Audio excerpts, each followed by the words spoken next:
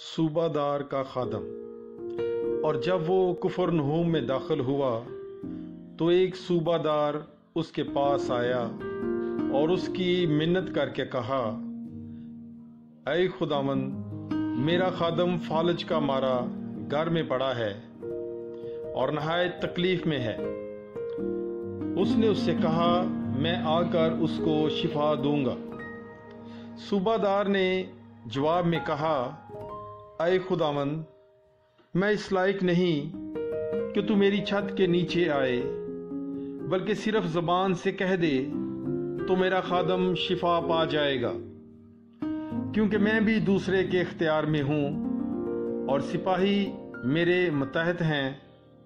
और जब एक से कहता हूँ कि जा तो वो जाता है, और दूसरे से कि आ तो वो आता है, और अपने नौकर से कि ये कर तो वो करता है। यीशु ने ये सुनकर तज्जब किया और पीछे आने वालों से कहा, मैं तुमसे सच कहता हूँ कि मैंने इस्राएल में भी ऐसा ईमान नहीं पाया।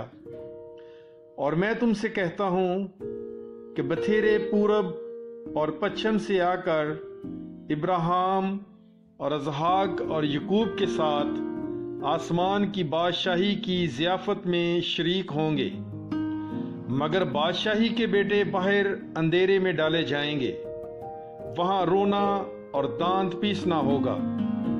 और यीशु ने सूबादार से कहा, जा, जैसा तूने अतकाद किया तेरे लिए वैसा ही हो। और उसी घड़ी खादम ने शफा पाई। आमीन। पाक कलाम के पढ़े और सुने जाने पर खुदावंद की बरकत हो, खुदा का शुक्र हो। Bible is life. God bless you.